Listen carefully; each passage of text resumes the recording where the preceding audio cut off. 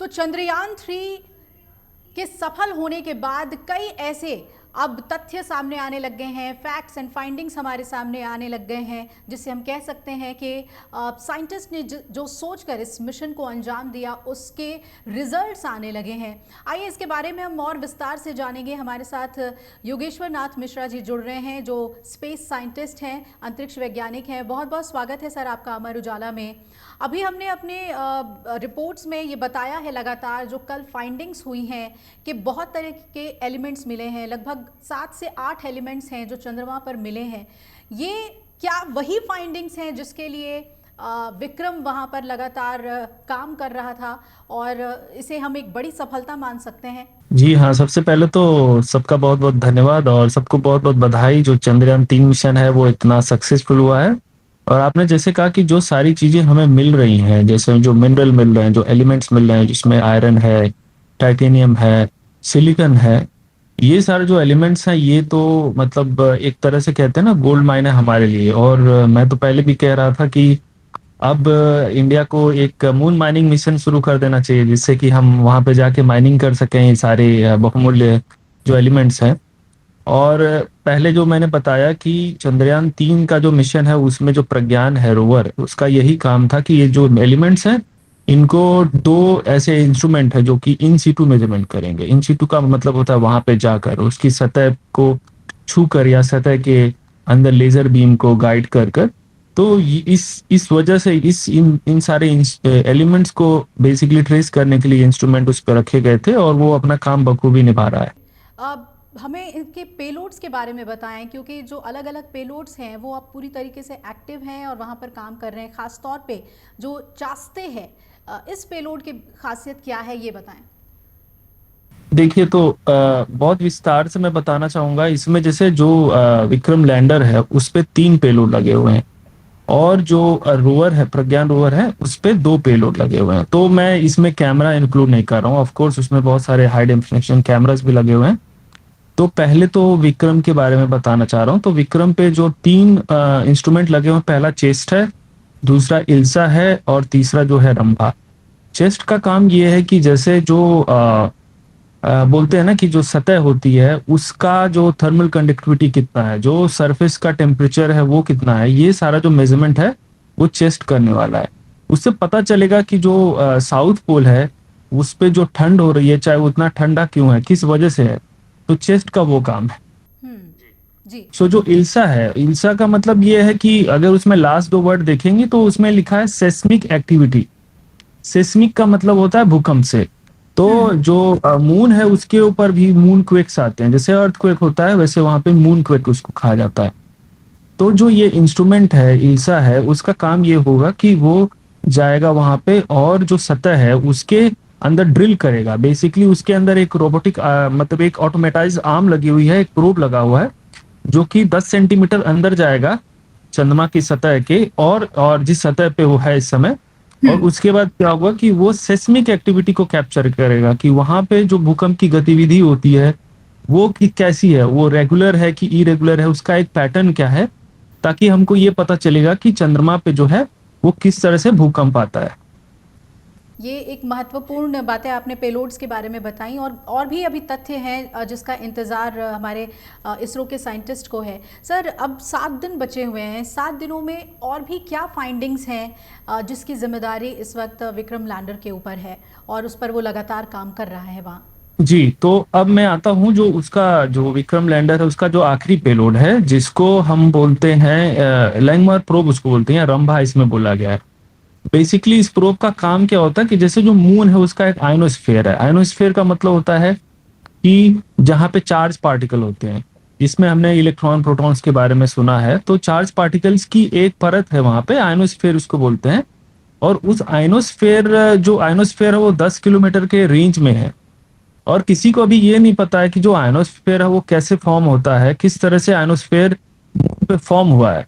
तो उस आयनोस्फीयर की वजह से वहां पे क्या होता है कि बहुत सारा रेडिएशन आता है, मून के सरफेस पे भी बहुत सारा रेडिएशन आता है। तो जो हमारा लैंडर है उसके ऊपर वाले हिस्से से एक प्रोब निकलेगी जिसको लैंगमोर प्रोब बोलेंगे।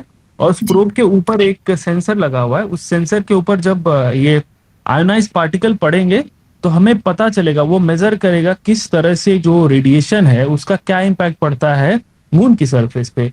और ये इसलिए जरूरी है कि पहली चीज ये होगा कि जो आयनोस्फीयर है वो कैसे फॉर्म हुआ, इसका हमें आंसर मिलेगा। दूसरा चीज ये कि कल को अगर हम कोई मून मिशन करते हैं तो हमें ये पता चलेगा कि हमको किस हिसाब का जो रेडिएशन को सील करने के लिए जो हमें कपड़ा बनाना है अपने एस्ट्रोनॉट्स के लिए, वो कैसे बनेगा। तो ये बहुत इंपॉर्टेंट इंफॉर्मेशन जो है वो रंभा हमें देने वाला है। ये भी बताइए कि एक जो सबसे ज़्यादा लोगों के अंदर जिज्ञासा है ये जानने की कि जो 8 एलिमेंट्स मिले हैं, सल्फर मिला है और आयरन के भी वो मिले हैं, ट्रेसेस मिले हैं और ऑक्सीजन भी मिला है, तो क्या ऐसे इंसानी बस्ती वहाँ पर बसे, इसके ट्रेसेस हमें मिल चुके हैं? क्या हम आने वाले वक्त में ये उम्मीद करें कि चंद्रमा पे एक इंसानी बस्ती हो सकती है, बेस हो सकता है? देखिए, जो बेसिकली अगर आप ये चंद्रयान का 3 का मिशन है, फिर उसके बाद नासा के जो मिशन है जिसको आर्टेमिस बोला गया है, तो आर्टेमिस 1, आर्टेमिस 2, आर्टेमिस 3 का यही काम है कि वहां पे हमें जाना है और एक बेस कैंप बनाना है चंद्रमा पे। और उस बेस कैंप को बनाने के लिए ऑब्वियस सी बात है, हमें जरूरी जो कंपोनेंट्स चाहिए, ऑक्सीजन हमें वहां पे होना जरूरी है, हाइड्रोजन होना जरूरी है, पानी होना जरूरी है। अब ऑक्सीजन का कंफर्मेशन हो गया, इसका मतलब ये है कि हम वहां के ऑक्सीजन को एज अ मीडियम ले सकते हैं कि अगर हमें कभी प्रोटेक्टिव सील पहनना हो या चाहे हमें ऑक्सीजन का अगर सिलेंडर कैरी करना है तो हम ऑक्सीजन वहीं से ले लेंगे, पहली चीज। दूसरी चीज ये है कि अगर हाइड्रोजन मिल जाता है तो हाइड्रोजन एक एज अ फ्यूल काम करेगा हमारे लिए, ठीक है, क्योंकि जो आप देखे होंगे जो पेलोड्स होते हैं उसमें जो फ्यूल्स होते हैं, बहुत बार ऐसा होता है कि हाइड्रोजन को यूज करते हैं। तो चंद्रमा से भी बहुत सारे हम मिशन अलग प्लैनेट्स के लिए लॉन्च कर सकते हैं। जैसे कि हम अगर मार्स पे जाना चाहते हैं, मंगल पे जाना चाहते हैं, तो हम चंद्रमा को अपना एक रुकने का एक माध्यम बना सकते हैं कि ठीक है हम वहां पे जाके रुकेंगे और वहां से फिर हम रॉकेट को लॉन्च कर सकते हैं। और उसका एडवांटेज ये होगा कि चंद्रमा पे जो ग्रेविटी है वो कम होगी, तो हमें जो थ्रस्ट रिक्वायर्ड होना चाहिए उसकी ग्रेविटी से बाहर जाने के लिए वो कम होगा। इसका मतलब हमें कम फ्यूल की जरूरत होगी। तो इस तरह से ये जो एलिमेंट्स मिलेंगे, चाहे वो पानी हो गया, अगर पानी मिलता है तो हम उसको यूज भी कर सकते हैं अपनी डेली टू डेली लाइफ में, और उसके बाद पानी को भी फिर से हम हाइड्रोजन और ऑक्सीजन में कन्वर्ट कर सकते हैं। तो ये सारे एडवांटेज हैं जो कि चंद्रयान 3 के मिशन से हमको जानने को मिला है। खासकर जो प्रज्ञान रोवर है जिसके ऊपर 2 बहुत ही जरूरी इंस्ट्रूमेंट लगे हुए हैं। अगर आप पूछेंगे कि वो इंस्ट्रूमेंट कैसे काम करते हैं तो मैं उसके बारे में भी डिटेल में बताऊंगा, बट मैं इसमें ये कहना चाहता हूँ कि जो चीजें हमें मिल रही हैं, चाहे वो ऑक्सीजन मिल रहा है, चाहे हाइड्रोजन मिलेगा, पानी मिलेगा, ये तीनों बहुत ही इसेंशियल कंपोनेंट्स है। उसके बाद और सारे जो कंपोनेंट्स हैं वो हमारे लिए एड ऑन है कि अगर हम कुछ बनाना चाहते हैं वहां पे जाके, then we can use this elements also. अब सर 7 दिन बचे हैं और उसमें जितनी फाइंडिंग्स आएंगी उसके बेसिस पर क्या हम ये कह सकते हैं कि आगे चंद्रयान 4 के लिए साइंटिस्ट अपना मन बनाएंगे? और ऐसे भी बात चल रही है कि जापान के साथ कोलैबोरेशन में चंद्रयान 4 लॉन्च किया जा सकता है। क्या लग रहा है आपको, जिस तरीके से फाइंडिंग्स चंद्रयान 3 हमें दे रहा है, आगे जाकर हमें एक और मिशन देखने को मिल सकता है? बिल्कुल बिल्कुल। और जैसे कि जो हमारा प्रज्ञान रोवर है इन सारे ट्रेस एलिमेंट्स को मेजर कर रहा है और 7 दिन उसके पास और बचे हैं, तो ऑब्वियस सी बात है वो कंफर्म जल्दी से ही करेगा कि वहां पे हाइड्रोजन है कि नहीं, पानी है कि नहीं, जो कि बहुत ही ज्यादा इसेंशियल है ये इस मिशन के लिए। और मुझे लगता है कि चाहे मिलेगा नहीं मिलेगा, जो एक्सप्लोरेशन किया है इसने या जो भी चीजें हमें मिली हैं उससे हमें ये पता चल रहा है कि चंद्रयान 3 का मिशन है ये बहुत ही सक्सेसफुल रहा है। और ऑब्वियस सी बात है चंद्रयान 4 जो है उसको भी लॉन्च किया जाएगा। और जो जापान के साथ कोलैबोरेशन की बात चल रही है, तो ये ऑलरेडी जापान ने पहले भी अनाउंस किया था कि वो इसरो के साथ, जो जाक्सा है वहाँ की जो स्पेस एजेंसी है जापान की, वो कोलैबोरेट करके चंद्रयान या चंद्रयान जैसे मिशंस को मतलब वो लोग ज्वाइन करेंगे, ज्वाइंट कोलैबोरेशन होगा। तो चंद्रयान 4 मैं कहूंगा कि ये ऐसा मिशन होगा जहाँ पे हम वहां पे जाएंगे और वहां से जो एलिमेंट्स मिल रहे हैं उनको लेकर भी आएंगे। ठीक है, तो मेरे साथ तो यही लगता है। और उसके बाद के जो मिशन होंगे शायद से ये भी हो सकता है कि मतलब किसी इंसान को भी वहां पे भेजा है, एस्ट्रोनॉट भेजा है वहां पे और एक्सप्लोरेशन करें जाके।